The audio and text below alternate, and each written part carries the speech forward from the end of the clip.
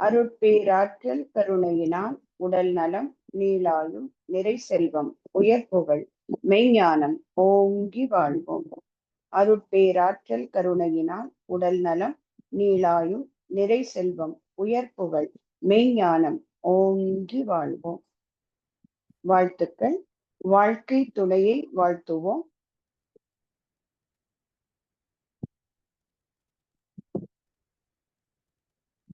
பெற்ற மக்களை வாழ்த்துவோம்.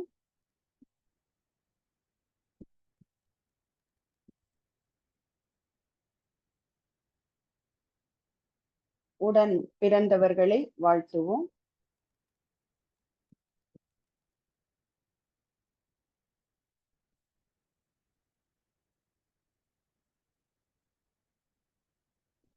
நெருங்கிய உறவினர்களை, நண்பர்களை வாழ்த்துவோம்.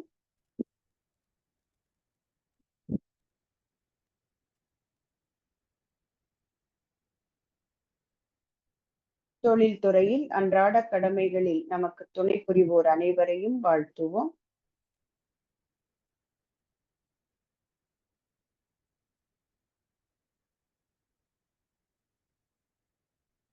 இன்னல் புரிவோர், நம்மை எதிரிகளாக நினைப்போர் எவரேனும் இருப்பின் அவர்களும் மனம் திருந்தி நல்வாழ்வு பெற கருணையோடு வாழ்த்துவோம்.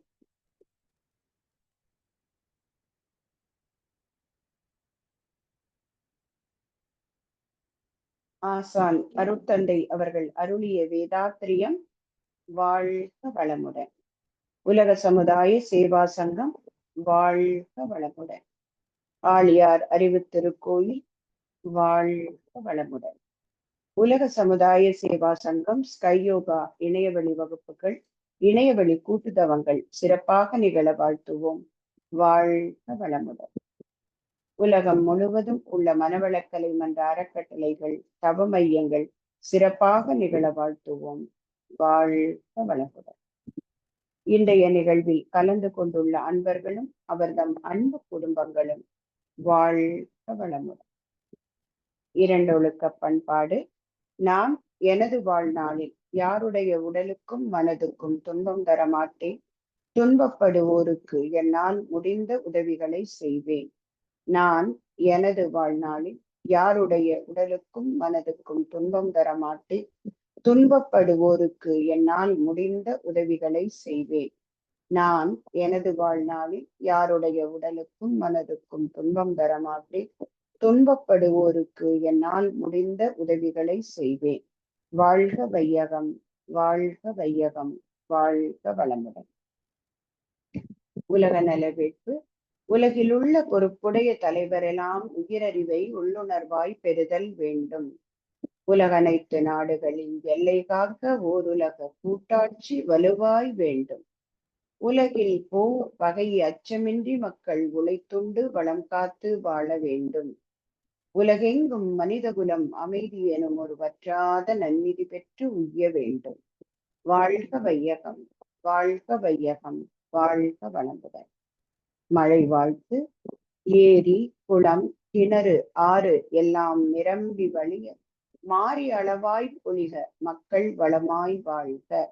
ஏரி, குளம், கிணறு, ஆறு எல்லாம் நிரம்பி வழிய மாறி அளவாய் பொழிக மக்கள் வளமாய் வாழ்க. ஏரி, குளம், கிணறு, ஆறு எல்லாம் நிரம்பி வழிய மாறி அளவாய் பொழிக மக்கள் வளமாய் வாழ்க. வாழ்க வையகம், வாழ்க வையகம், வாழ்க வளமுடன். நம் மனதில் அமைதி நிலவட்டும். நம்மை சுற்றிலும் அமைதி நிலவட்டும். உலகம் முழுவதும் அமைதி நிலவட்டும்.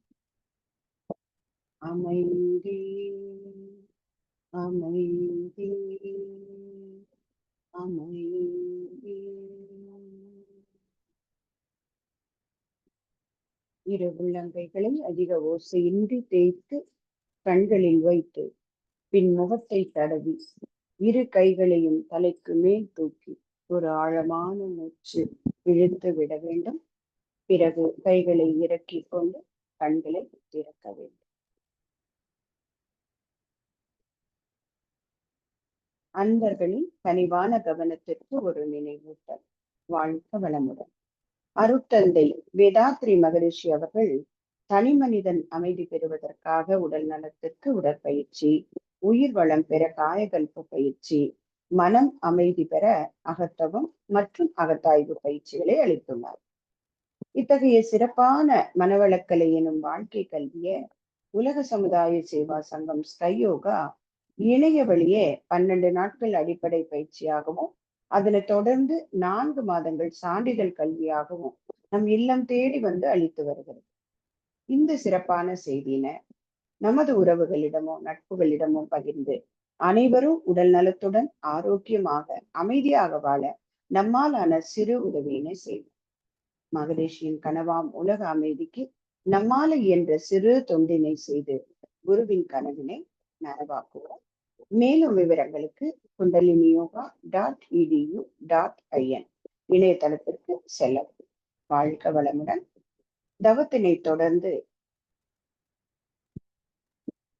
கோபத்தோடு எழுந்தவன் நஷ்டத்தோடு அமருவான் என்ற தலைப்பில் சிந்தனை விருந்து வழங்க பேராசிரியர் அருள்நிதி ரேவதி சிவகுமார் அம்மா அவர்களை அன்போடு அழைத்து அமர்வு.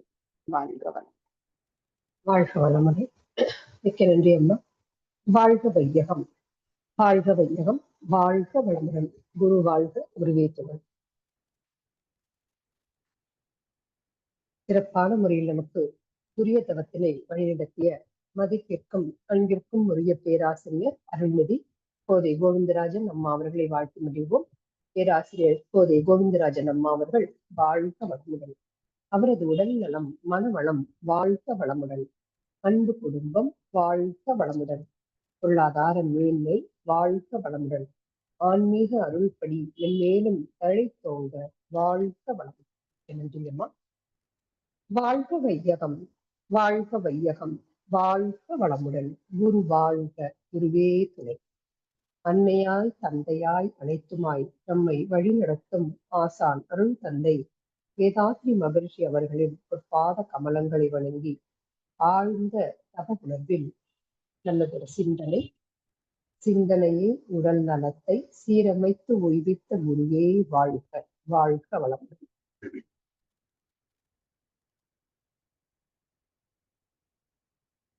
கண்ணகியின் கோபம் மதுரையை எரித்தது. நூற்பனகியின் கோபம் ராவணனை மதியிழக்க செய்தது. அஸ்வத்தாமனின் கோபம் பஞ்ச பாண்டவர்களின் புதல்வர்களை மாய்த்தது. கலிங்கத்து மன்னனின் கோபம் நாட்டையே பிணக்காடாக்கியது. ஹிட்லரின் கோபம் நமக்கு தெரியும், உலகப் போரை உருவாக்கியது. கோபத்தினால வீழ்ந்தவர்கள் தான் அதிகமே தவிர சிறப்பாக மதிப்பாக வாழ்ந்தவர்கள்ங்கிறத வரலாறே கிடையாது. இன்னைக்கு தலைப்பு அதுதான். கோபத்தோடு எழுந்தவன் நஷ்டத்தோடு அமர்வான். மனிதனின் உணர்ச்சி நிலைகள் தொல்காப்பியத்துல ஒரு 8 சொல்றாங்க. நகைச்சுவை, அழுகை, இகழ்வுறுதல், வியப்பு, அச்சம், பெருமிதம், கோபம் அப்படிங்கிற 8 வகையானதுல இதெல்லாம் மன வீழ்ச்சிகள், அப்படி உணர்ச்சிகளை அது சுவாமிஜி ரொம்ப அழகா நமக்கு எளிமையா கொடுத்துட்டாங்க. அதே கூட அகத்தாய்வு பயிற்சிகள்ல எப்போ கோபம் வருது, ரொம்ப வருது, கோபம் வருது அப்படின்னா யார்கிட்ட எல்லாம் கோபம் வருது அப்படின்னு பார்க்கும்போது எங்க செல்லுபடியாகுமோ அங்கதான் நமக்கு கோபம் வரும். தன்னோட கோபம் செல்லுபடியாகாத இடத்துல கோபப்படாம இருக்கிறது என்ன சொல்றாங்க, இதே இன்னும் கொஞ்சம் அழுத்தமா என்ன சொல்றாங்க, ஒரு இடத்துல நம்ம செல்லுபடி ஆகிற இடத்துல, அதாவது எங்க என் கோபத்தை நான் காட்ட முடியுமோ, எந்த ஒரு சூழ்நிலை எனது கோபத்தை தூண்டுகிறதோ அங்க நான் கோபப்படாம இருக்கிறது எனக்கு உரிமை இருக்கு, நான் என்ன வேணா கோபப்படலாம். அங்க அது பெரிய பெருமை கிடையாதான். எங்கெல்லாம் செல்லுமோ என் கோபத்துக்கு அதுவோ அந்த இடத்துல கோபப்படாம இது மொத்தமா பார்க்கும்போது எந்த ஒரு சூழ்நிலையும் நாம் பொறுமையோடு இருப்பதுதான் சிறந்தது அப்படிங்கிற வள்ளுவ பிறந்ததை. கோபம் செல்லுபடி ஆகாத இடத்துல இப்ப பாத்தீங்கன்னா இப்ப ரீசெண்டா ஆன்லைன் வகுப்புல ஒரு அம்மா வந்தாங்க. திருமணமாகி ஒரு குழந்தை இருக்கு. அவங்க வந்து இந்த கோபத்தை கையாள்றது அது எப்படி ஆங்கர் மேனேஜ்மெண்ட்டுக்காக தான் நான் ஜாயின் பண்ணேன் அப்படின்னு சொன்னாங்க. அவங்களோட அந்த கோபத்துல என்ன சொல்றாங்க, பிள்ளைய அடிச்சிடுறாங்க. குழந்தை சின்ன குழந்தை, 3.5 வயசு குழந்தை. குழந்தைய அடிச்சிடுறாங்க, கணவர்கிட்ட கோவப்படுறாங்க. அப்ப நாங்க பேசும்போது கேட்டோம், ஆபீஸ்ல கோவப்படுவீங்களான்னு.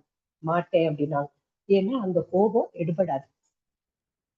அப்ப எடுபடாத இடத்துல கோவப்படாம இருக்கிறது பெரிய விஷயம் கிடையாது. இங்க நம்ம வந்து நமக்கு நம்ம கோவப்பட தூண்டவும் செய்து நம்ம கண்ட இடத்துல பொறுமையோட இருக்கணும். அதுதான் சிறப்பு. அவர்கள் தான், அதாவது சினத்தை வெல்பவர்கள் தான் வாழ்க்கையில் வெற்றி பெறுவார்கள் அப்படிங்கிறாங்க. பேரரசர் நெப்போலியன் ஒரு சிறந்த வீரர். மாபெரும் வீரருங்கிறது எல்லாருக்கும் தெரியும். அவர் எவ்வளவு பெரிய வீரரா இருந்தா கூட அவர் வாழ்க்கையில நிறைய தோல்விகளை சந்திச்சிருக்காரு. ஒரு முறை இந்த மாதிரி தொடர் தோல்வி, ரொம்ப உடலால மனதால ரொம்ப சோர்வா இருந்தாராம். அப்ப ஒரு ஒற்றன் வந்து செய்தி சொல்லி மந்திரி வந்து இவர் வந்து பாக்குறாரு. பார்த்துட்டு சொல்றாரு, அரசே இந்த மாதிரி நாலா பக்கமும் எதிரிகள் சூழ்ந்துட்டாங்க. அப்ப நியாயமா என்ன பண்ணிருக்கணும், நெப்போலியனுக்கு கோபம் வந்திருக்கணும் இல்லையா? சரின்ட்டு அதுக்கேத்த மாதிரி நடந்திருக்கணும். ஆனா அவர் என்ன பண்ணாரு, சமயோஜிதமா யோசிச்சாராம். என்ன சொன்னார் பதில், நல்லதா போச்சு, 4 பக்கமும் படை வீரர்களை எல்லா பக்கமும் அனுப்பி வைங்க.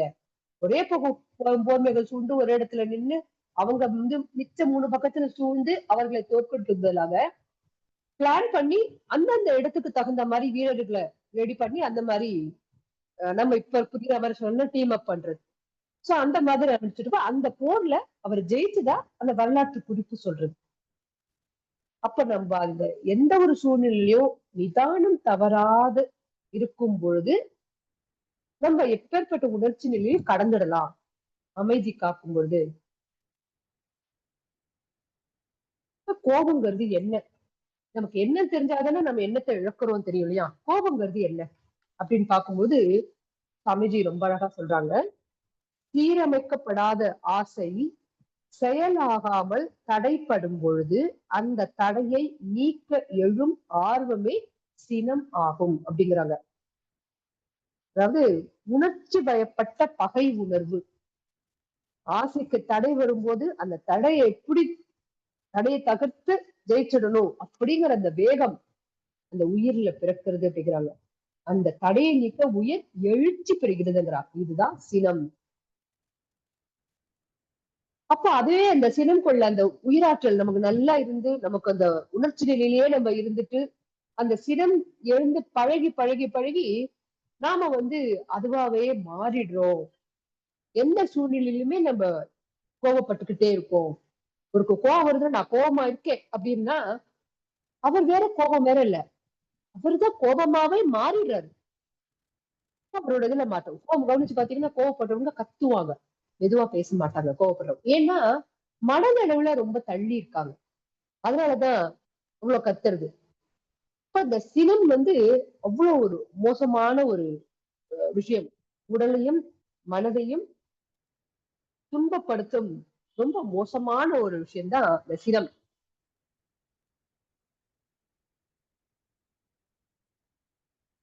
இந்த சினம் வந்து சினம் வரத்துக்கு காரணமான ஹார்மோன்கள் என்னென்னலாம் பார்க்கும்போது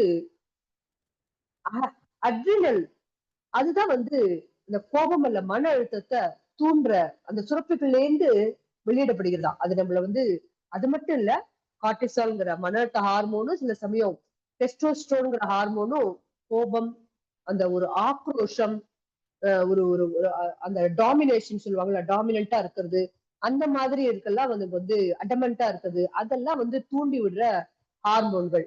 அது என்ன பண்ணுது, இது அது அது தூண்டி விடப்படும் போது இதே துடிப்பு அதிகமா இருது, உடல் மனம் ஒரு பயம் வந்துடுறது. அந்த கோபப்பட்டவங்க பாத்தீங்கன்னா கொஞ்ச நேரம் படபடபடன்னு இருக்கும் அவங்களுக்கு. நார்மல் இயற்கையே வரமாட்டாங்க. ரொம்ப ஹையா கோவப்படுறவங்க நார்மலுக்கே வர முடியாது, படபடப்பா இருக்கும். சோ இதெல்லாம் வந்து என்ன ஆகும், அது என்னன்னா தன்னை காத்து கொள்வதற்காக அந்த ஹார்மோன்கள் வேகமா சுரக்க ஆரம்பிச்சிருமா, இந்த கோபத்தை அதிகப்படுத்துமா. அந்த அந்த சூழ்நிலையிலிருந்து தற்காத்து கொள்வதற்காக அந்த சுரப்பிகள் அதிகமாக சுரக்க வச்சு கோபத்தை தூண்டி அவங்களை அந்த உச்சத்துக்கு கொண்டு போகும். சோ அந்த அளவுக்கு வந்து இந்த ஹார்மோன்கள்லாம் வந்து நம்ம கோபம், இது ஒரு நபர் கோபம் இல்ல மன அழுத்தம் வரும்போது அது என்ன சொல்லுமா, அது ஒண்ணு போராடு இல்ல தப்பிச்சு ஓடு அப்படிங்குமா. சோ அந்த அளவுக்கு மனநிலையை தயார் செய்யுமா. அப்ப இது வந்து இதய துடிப்பு, ரத்த அழுத்தம், அந்த தசைகள்லாம் இறுகிடும். இது போல ஆகி உடல் வந்து அந்த எதிர்வினையாற்றி உடலை ரொம்ப பலகீனமாக்குறது. சினம் வந்து தற்கொலைக்கு சமன் அப்படிங்கிறாங்க சுவாமிஜி. ஏன்னா வந்து நம்ம நினைச்சிட்டு இருக்கோம் சினம் வயப்படுறதுனால மத்தவர்களை வேதனைப்பட வைக்கிறோம்னு. கிடையாது, நம்ம தான் பாதிப்படைகிறோம், ரொம்ப பாதிப்படைகிறோம். என்னெல்லாம் ஆகுறது சினம் வயப்படுறதுனால அப்படின்னு பார்க்கும்பொழுது, உடலுக்குள்ள நடக்கும் இந்த பாதிப்புகள். கோவம் வந்து பாத்தீங்கன்னா கண்ணு வந்து ஆக்ரோஷமா இருக்கும். இவ்வளவு ஒரு எரிக்கிற மாதிரி இருக்கும் கண்ணு. கண்கள் சிவந்து போகும். அந்த பதட்டத்துல, படபடப்புல, அந்த சினம் ரொம்ப சினம் வயப்பட்ட நிலையில பேச்சு தடுமாறும். முகத்துல பொலிவு போயிடும். கை கால் உடம்பெல்லாம் நடுக்கம் வரும். இதயம் படபடப்பு அதிகமா இருக்கும். பல்பிரேஷன் அதிகமா இருக்கும். பிபி ரைஸ் ஆகும். இவ்வளவு கோபப்படுற, பிபி ஜாஸ்தியா இருக்கா பாரு அப்படின்னுவாங்க. பிபி ரைஸ் ஆகும். மனம் வந்து ஒரு நிலையிலேயே இருக்காது, தடுமாற்றமா இருக்கும். கோவப்பட்டு அந்த அந்த நேரத்தை கடந்து ஒரு அரை மணி நேரம், ஒரு மணி நேரம் கழிச்சு அவங்கள்ட்ட பேசும்போது, நான் அப்ப என்ன பேசுறேன்னே எனக்கு தெரியலன்னுவாங்க. தன்னையே மறக்க வச்சிடும். என்ன செய்யறோம்னே அவங்களுக்கு புரியாது. இதெல்லாம் என்ன ஆகும்? உயிராற்றலை அந்த அதிகமாக உடல்ல இருந்து வெளியேற்றிடும். நரம்புகள் பலவீனமாகும். அடிக்கடி இந்த மாதிரி கோபப்படுறவங்க, அவங்களுக்கு பாத்தீங்கன்னா கண் நோய் வருது அப்படிங்கிறாங்க. ஏன்னா இந்த பிளட் பிரஷர் அதிகமாகுது இல்லையா. அந்த பிளட் பிரஷர் அதிகமாகும் போது அது கண்ணையும் பாதிக்கிறது. வயிற்றுல புண் வருது, வாயில புண் வருது, கான்ஸ்டிபேஷன் மூலம் வருதுங்கிறாங்க. மூலம் பிரச்சனை, பைல்ஸ் வருது, மலச்சிக்கல் வருது, ஜீவகாந்தம் குறைய ஆரம்பிக்கிறது. அடிக்கடி இந்த மாதிரி உணர்ச்சியப்பட்ட நிலைய இருக்கிறவங்களுக்கு நோய் எதிர்ப்பு சக்தி ரொம்ப இருக்காது. ஏன்னா ஜீவகாந்தம் விரயம் ஆகுது இல்லையா. அது மட்டும் இல்லாம தன்னோட அமைதி கெடுறது மட்டும் இல்லாம குடும்பத்தினர் மீதும் பிறர் மீதும் வெறுப்பை சம்பாதிச்சிடுறாங்க. பேச்ச குறைச்சிடுவாங்க. இந்த ஹார்மனி இருக்காது. இன்னும் ஒரு படி மேல போய் அவங்களும் கோவப்படுறவங்களாங்க சாபம் விடுவாங்க. இந்த மாதிரிலாம் ஒரு மனக்கசப்பு அதிகமா இருக்கும். குடும்பத்துக்குள்ள ஒரு இணக்கம் இருக்காது, பிணக்குதான் இருக்கும். சோ இவ்வளவு பாதிப்புகளை கொடுக்கக்கூடியது இந்த சினம். ஏன்னா உணர்ச்சி வயப்பட்ட நிலையில இருக்கு. ஆசை தடைப்படும் பொழுது தடையை நீக்க எழும் ஆர்வம் தான் சினம் சொல்லும். அப்ப மன அலைச்சல் வேகம் எப்படி இருக்கும்னா வினாடிக்கு 25ல 30 இருக்கும் அப்படிங்கிறாங்க. இன்னும் அதிக கோபம் உடலாலேயே தாண்டி முடியல, அவ்வளவு கோபப்பட்டு மயக்கமே ஆயிடுவாங்க. சில பேர் ஹிஸ்டீரியான்னு சொல்லுவாங்க. அவங்களாம் பாத்தீங்கன்னா வினாடிக்கு 35ல 40 வரைக்கும் கூட மன அலைச்சல் போகுமா. மென்டல் ஃப்ரீக்வன்சி நமக்கு தெரியும் இல்லையா, கொடுத்திருக்காங்க இல்லையா. அப்பேற்பட்ட ஒரு கொடிய நோயினே சொல்லலாம் இந்த சினம். விலங்குகள் தேர்ந்தா நமக்கு வந்திருக்கிறதா சொல்றாங்க. இப்பேற்பட்ட கோபம் நமக்கு தேவைதானா? சரி, இப்ப சினம் வந்து உடனே எக்ஸ்பிரசிவா, ஷார்ட் டெம்பரா, உடனே கோவப்பட்டுறோம். ஆனா நான் கோவப்படக்கூடாது. நான் வந்து கோவம் வரும்போது நான் என்ன, நிறைய பேர் சொல்லுவாங்க நான் கண்ட்ரோல் பண்ணிக்கணும் அப்படின்னுவாங்க. சோ கண்ட்ரோல் பண்ண என்ன ஆகும்? அடக்கி வைக்கப்பட்ட சினம் என்ன ஆகும்? பஞ்சம் இல்லையா. அதுதான் இதிகாசத்துல மகாபாரதத்துல சகுனி சகுனி வந்து அடக்கி வைக்கப்பட்ட சினம். அவருக்கு என்ன அந்த சினம் வரத்துக்கான காரணம் என்ன அப்படின்னு பார்க்கும்போது, அவருடைய மனைவி, மன்னிக்கணும், அவருடைய சகோதரி காந்தாரி, திருதராஷ்டிரன், அதாவது ஆஹ் கௌரவர்கள், துரியோதனன் அம்மா இல்லையா, இந்த திருதராஷ்டிரனை கல்யாணம் பண்ணிக்கிறாங்க. யார் கல்யாணம் பண்ணி வைக்கிறாங்க? பீஷ்மர் கல்யாணம் பண்ணி வைக்கிறார். அப்போ கல்யாணம் பண்ணி அந்த அம்மா சந்தோஷமா பண்ணிக்கிறாங்க. ஆனா என்னாச்சு, தன் கணவனுக்கு கண்ணு தெரியாதுன்னு அவங்களும் கண்ணை கட்டிக்கிறாங்க. இந்த உலகத்தை பார்க்காம அவர் அனுபவிக்காது எனக்கும் வேண்டாம் அப்படின்னு சொல்லி அவ்வளவு பதிவிரத்தை கண்ணை கட்டிக்கிறாங்க. சோ அந்த காலத்துல இவருக்கு வந்து வருத்தம் அது பீஷ்மர் மேல. இது மாதிரி ஒரு கண் இல்லாத ஒரு குருடனுக்கு தன் தங்கையை பண்ணிட்டாங்களே, ஏதோ ஒரு நிர்பந்தத்துல அந்த திருமணம் நடந்துடுது. இந்த இந்த சந்ததியே நான் பழிவாங்கணும் அப்படின்ட்டு அந்த நோக்கத்தோட நயவஞ்சகமாக அவர் நிறைய யுக்திகளை கையாண்டு அந்த துரியோதனனை சொல்லி சொல்லி சொல்லி வளர்த்து அந்த பாரத போர் வரைக்கும் கொண்டு வந்து விட்டு அந்த வஞ்சம் மனதுக்குள்ள வச்ச வண்டம். ஆனா மாண்டது யார்?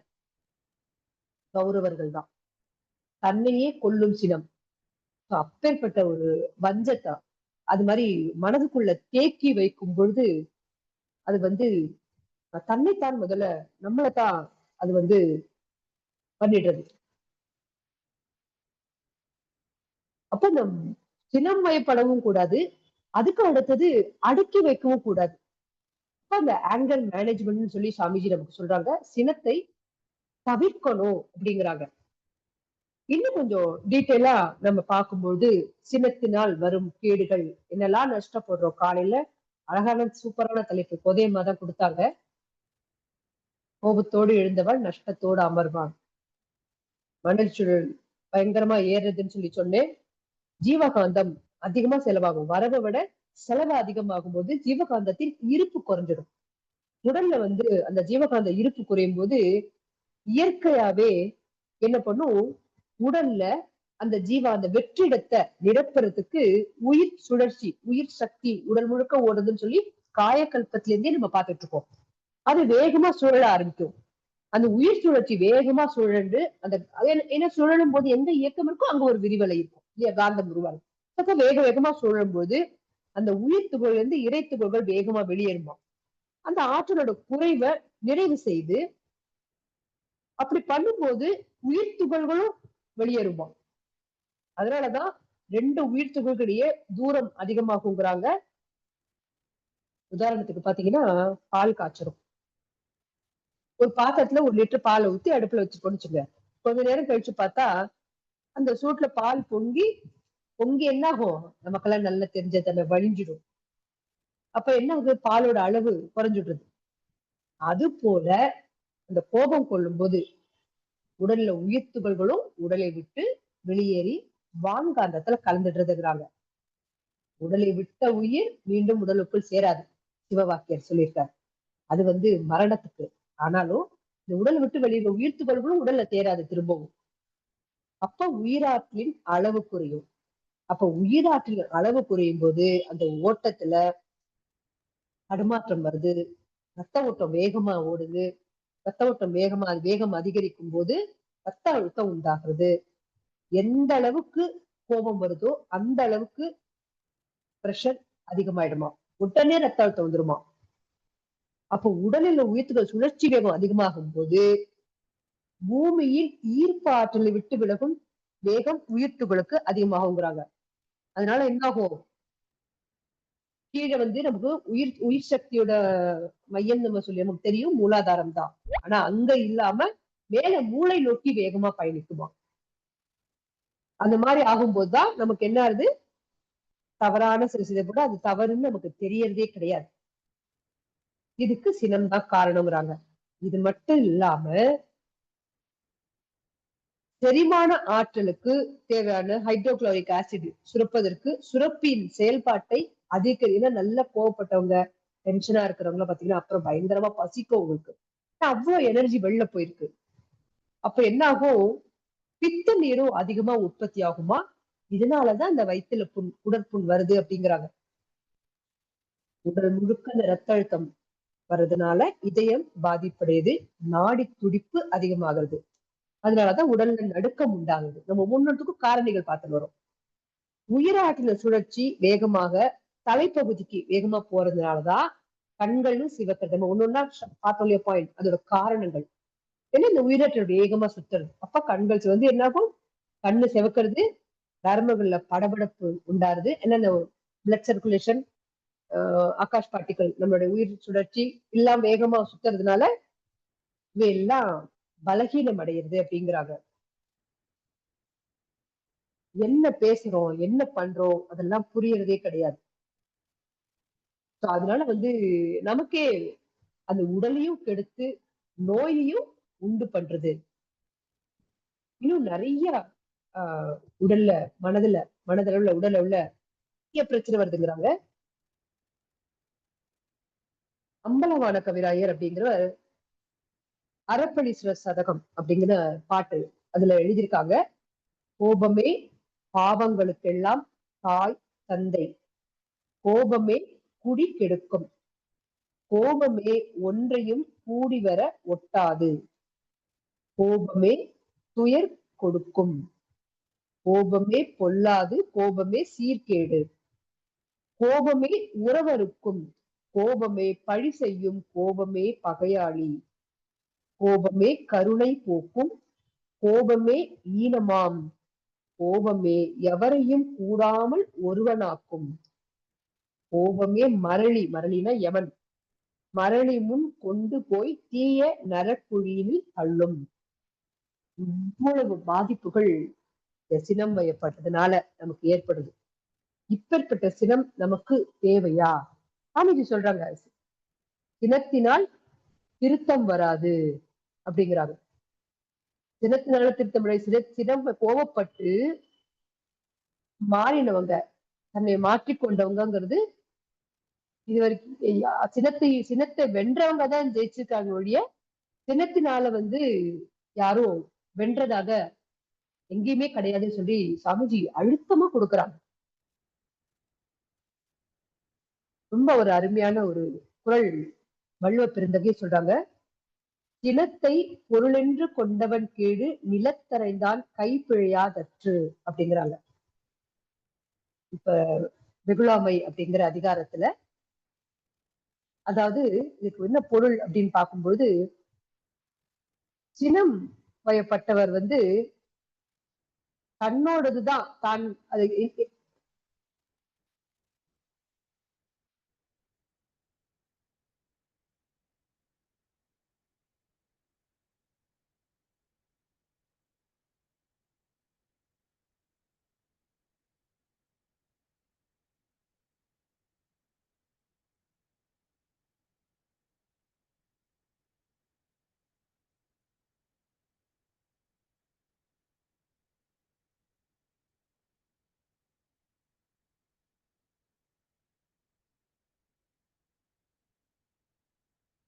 தாங்கும் பொறுமை கூட அந்த நிலத்தை ஓங்கி அடித்தால் அடித்தவரின் கைக்குதான் வலிக்கும் அப்படின்னு சொல்லி வள்ளுவ பெருந்தகை சொல்றாரு.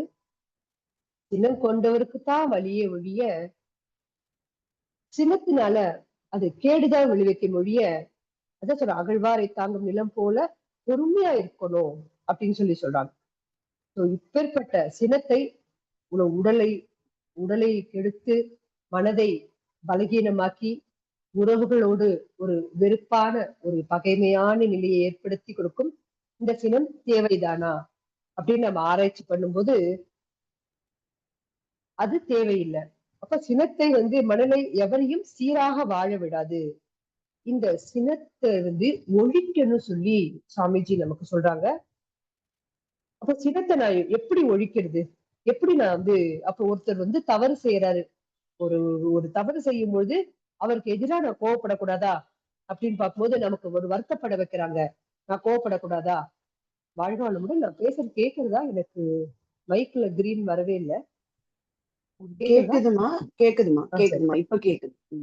ஓ சரி, எனக்கு அது அப்படியே பைக் அப்படியே பிளைண்டா அப்படியே இருந்தது, தெரியல. அப்போ அந்த அளவுக்கு என்னாகும், ஒரு மனநோயாகவே மாறிடுறாங்க. அந்த சினம் செயல்படலைன்னா அது தன்னையே அது முடியாத பொழுது, சினத்தை நான் வெளிப்படுத்த முடியாத பொழுது என்ன ஆகுது, இந்த கோபத்தை காட்ட முடியாத ஒரு சூழ்நிலையில, நான் சொன்னேன் இப்ப ஆபீஸ்ல அவங்க காட்ட முடியல அப்படின் போது வீட்டுல கொண்டு காட்டுறாங்க. இப்ப வீட்டுல அந்த ஒரு சந்தோஷம், அந்த மகிழ்ச்சி, இந்த அமைதி, குடும்ப அமைதி கெட்டு போகுது. எங்கேயுமே காட்ட முடியலன்னா தனக்குள்ளேயே அவங்க வருத்தப்படுவாங்க, அழுவாங்க. அது அந்த இயலாமைதான் கண்ணீரா வெளிப்படும், கவலையாக மாறிடும். மற்றவர்கள் மேல் காட்டும் போது அது சினம், கோபம். தன்மேலேயே தான் காட்டுவது கவலை. அப்ப அந்த மனசுல அடக்கி வைக்கிறது வஞ்சம். வெளிப்படுத்த முடியாத போது அந்த இயலாமை கவலையா மாறுது. கவலையா மாறும்போது உறக்கம் கெடுறது, திரும்பி அந்த ஜீரண உறுப்புகள்லாம் சரியா வேலை செய்யாது. தூக்கம் சரியா இல்லாத பொழுது உடல் இயக்கம் முழுவதுமே பாதிப்படைகிறது. இத்தனை இருக்கிற பிரச்சனை கொடுக்கிற அந்த சினம் அவசியம் தானா? கோபம் அவசியம் தானா? சாமிஜி அவர் வாழ்க்கையில 2 முறைதான் கோபப்பட்டிருக்கிறதா சொல்றாங்க. 2 முறைதான். அது அது வந்து அது அப்புறம்தான் அவர் அந்த கோபப்படக்கூடாது அப்படின்னு நமக்கு சினம் தவிர்த்தல் பயிற்சியே நமக்கு கொடுத்தாங்க. அதை நம்ம பயிற்சி செய்யணும். முதல்ல சினம் வரும்போது 2 விதமா நம்ம ஒரு ஹோம்ஒர்க் மாதிரி எடுத்துக்கலாம். ஏன்னா நம்ம இனி நஷ்டத்தோட உட்கார வேண்டாம். கோபத்தோடு எழவே வேண்டாம். காலையில எழுந்துக்கும் போதே மனசு வெறுப்பான நிலையிலயோ சந்தோஷம் இல்லாமையோ காலையில எழுந்துக்கும் போது அது அப்படியே அந்த முழு நாளுக்கும் அது தொடரும். அதுவே வேண்டாம். நல்ல இறை சிந்தனையோட மன நிறைவோட சந்தோஷமா இன்னைக்கு இன்னொரு நாள் எனக்கு நான் சாதிக்க வந்திருக்கேன், நான் மகிழ்ச்சியா இருப்பேன், என்னை சேர்ந்தவர்களே நான் மகிழ்ச்சியா வச்சுப்பேன் அப்படிங்கிற ஆரோக்கியம் காப்பேன், மன அமைதியோட இருப்பேன் அப்படின்னு அந்த நல்ல ஒரு சங்கல்பத்தோட வையகத்தை வாழ்த்தி அந்த நாளை நம்ம துவங்கும் போது அந்த முழு நாளுக்கும் நமக்கு அந்த எனர்ஜி கேரி ஆகும். அப்ப இது பழக்கம். ஏற்கனவே நான் சினமயப்பட்டிருக்கேனா அப்படின்னு ஆராய்ச்சி செய்து யார் மேலாம் சினமயப்பட்டிருக்கோம் அப்படிங்கிற ஆராய்ச்சி பண்ணி திரும்பி ஒரு தடவை எந்த சூழ்நிலையோ அவர்களோட ஒரு நல்ல உறவு, அந்த இணக்கத்தோட அந்த உறவு இருக்கிறதுக்கு பேணி காத்து அதை நம்ம அவர்களை வாழ்த்தி மனம் நிறைய வாழ்த்தி அந்த சினத்தை நம்ம வென்றிடலாங்கிறாங்க சுவாமிஜி. சினத்தை வெல்வதற்கு என்ன செய்யணும்? அருகுண சினத்துல சொல்றாங்க பொறுமையோட இருக்கணும். நான் எவ்வளவோ பொறுமையோட இருந்தேன் அப்படிங்கிறாங்க. இல்ல, பொறுமையாவே மாறணும். எப்படி கோபம் வரும்போது கோபமா மாறுறோமோ அது மாதிரி பொறுமையா மாறணும். முழுக்க அதுவும் நமக்குள்ளதான் இருக்கு. அதீத பொறுமையோட இருக்கும் பொழுது நமக்கு உடலும் மனமும் ஆரோக்கியமா இருக்கும், காக்கப்படும். உறவுகளோடு ரொம்ப மகிழ்ச்சியா இருக்கலாம். இப்ப மனசுக்குள்ள அந்த காட்ட முடியாதது கூட என்னைக்கோட நமக்கு வருத்தப்பட வச்சுட்டாங்க, அவன் மனசுக்குள்ள இருக்கு, அதனால என்னைக்குமே நான் சொல்ல முடியாத போது அது நமக்குள்ளேயே இருக்கும்போது நம்மளதான் பாதிப்படைய வைக்குது. சரி, அவங்க அறியாமையில செஞ்சாங்க, என்னுடைய கர்மவினை அவங்க அந்த செயலை தூண்டியது அப்படின்னு சொல்லி மனதார மன்னிக்கும் பொழுது அதுல இருந்து நம்ம விடுபட்டுடலாம். அவ்வளவு அழகா அருகுண சீரமைப்பு சாமிஜி கொடுத்திருக்காங்க. சினத்தை வெல்வதற்கு குரு கொடுத்த பயிற்சிகளே போடும். முழுமையான இந்த பயிற்சிகள் செய்து அகத்தாய்வு பயிற்சிகள் அதையும் நம்ம தொடர்ந்து செய்யும் பொழுது நமக்கு அகத்தாய்வுல நம்ம கொடுத்திருக்காங்க, சினம் தவிர்த்து பயிற்சி கொடுத்திருக்காங்க. அந்த பயிற்சியை நம்ம ஜென்ரலா ஆஹ் நம்ம அகத்தாய்வுங்கிறது தினம் பழக்கமான அப்போதைக்கு அப்போது செய்திருவோம், மனம் ஆராய்ச்சியிலேயே இருக்கிற வரைக்கும். அப்ப அது மாதிரி இல்லாம வேற வேற வேலைகள் நமக்கு நேரம் ஒதுக்க முடியல அப்படிலாம் இருந்தா கூட வாரத்துல ஒரு நாள் மௌனமா இருந்து தவம் செய்து தற்சோதனை செய்து அகத்தாய்வு செய்து அதாவது சினம் தவிர்த்தல் பயிற்சி இதெல்லாம் செய்து நம்ம அந்த வாழ்த்தி செய்யும் போது எவருடனும் எந்த பகையுமே இருக்காது. யாரு நம்ம கிட்ட கோவப்பட்டா கூட நம்ம அவங்க சூழ்நிலையில இருந்து யோசிச்சு எந்த இடத்துல தவறு நடந்துட்டு நாம எங்க திருத்திக்கணும், இல்ல அவங்க அறியாமையினால சினவயப்படுறான்னா கூட அவங்களோட அறியாமைன்னு சொல்லி ஒதுங்கு வாழ்த்து. அந்த மாதிரி அதை நம்ம அந்த சூழ்நிலை அது மாதிரி ஒரு சினம் தூண்டுறாங்க அப்படின்னா அந்த சூழ்நிலையை தான் ஒரு அருமையான ஒரு கோட் படிச்சேன், அதோட நான் நிறைவு பண்றேன். சோ நம்ம சினமயப்படுறோம் அப்படின்னா அந்த அந்த நம்மளுடைய வருத்தப்பட வைக்கிறவங்க, நம்ம மேல கோபப்பட வைக்கிறவங்க, அவங்கள நம்ம வெறுக்கவே கூடாது. அந்த நிகழ்வு அந்த ஒண்ணு நடந்தது இல்லையா, அதைத்தான் நம்ம வெறுக்கணும், அதை தவிர்க்கணும், அதை தாண்டி வந்துடணும். மற்றபடி அவர்களை நம்ம அந்த மனிதர்களை வெறுப்பதோ அந்த உறவுகளை வெறுப்பதோ அது நம்ம கூடாது. அவர்களை மாறாக நிறைய வாழ்த்தணும். ஏன்னா நம்ம மேல கோவப்பட்டு நம்மளுடைய பதிவுகளை வாங்கிட்டு இருக்காங்க. அவர்களை மனம் நிறைய அவர்களுடைய வாழ்த்தலைகளை அனுப்பணும், அவர்களும் ஆரோக்கியமா இருக்கணும்னு சொல்லி அந்த விதத்தில் எதுவுமே நஷ்டப்பட வேண்டாம். ஏன்னா இவ்வளவு பாதிப்பை தரக்கூடிய சினம் நமக்கு வேண்டவே வேண்டாம். முற்றிலுமாக நாம் தவிர்த்துடுவோம். பொறுமையோடு அமைதியாக மகிழ்ச்சியோடு அன்பும் கருணையுமாக, அதுதான் இறைத்தன்மை நம்ம எல்லார்கிட்டையும் நிறைய இருக்கு. ஓங்க செய்து தொடர்ந்து குருமகான் கொடுத்த பயிற்சிகளை முழுமையாக செய்து பலன் பெறுவோம் என்று சொல்லி நல்லதொரு வாய்ப்பு வழங்கி அனைத்து அன்புள்ளங்களுக்கும் நன்றி பாராட்டி இறை பேர் ஆற்றலுக்கு நன்றி, குருமகானுக்கு நன்றி, அனைவருக்கும் நன்றி. வாழ்க வளமுடன் நிறைவேற்றிக் கொள்கிறேன். நன்றி. வாழ்க வளமுடன். வாழ்க வளமுடன். மிக்க நன்றி அம்மா. அருமையான ஒரு உரை. இந்த கோபத்தை பற்றியும் அது எப்படி விடுறது, வேதாத்திரியம் நமக்கு கற்றுக் கொடுத்திருக்கக்கூடிய சினம் தவிர்த்தல் பயிற்சியும் கோபத்தினுடைய மோசமான விளைவுகள் பற்றிய பல உதாரணங்களோட ரொம்ப சிறப்பாக நமக்கு அருமையான ஒரு உரை கொடுத்தாங்க. அம்மா அவர்களை வாழ்த்தி மகிழ்வோம். இன்றைய அருமையான சிந்தனை உரை வழங்கிய பேராசிரியர் அருள்நிதி ரேவதி சிவகுமார் அம்மா அவர்கள் வாழ்க வளமுடன். அம்மா அவர்களும் அவர்தம் அன்பு குடும்பமும் அருட்பேராற்றல் கருணையினால் உடல் நலம், நீளாயுள், நிறை செல்வம், உயர் புகழ், மெய்ஞானம் ஓங்கி வாழ்க வளமுடன், வாழ்க வளமுடன், வாழ்க வளமுடன். மிக்க நன்றி அம்மா. ஸ்கை யோகா ஆன்லைன் வாழ்க வளமுடன். மெடிடேஷன். மிக்க நன்றி அம்மா. வாழ்க வளமுடன். நன்றிம்மா. ஸ்கை யோகா ஆன்லைன் மெடிடேஷன் தினசரி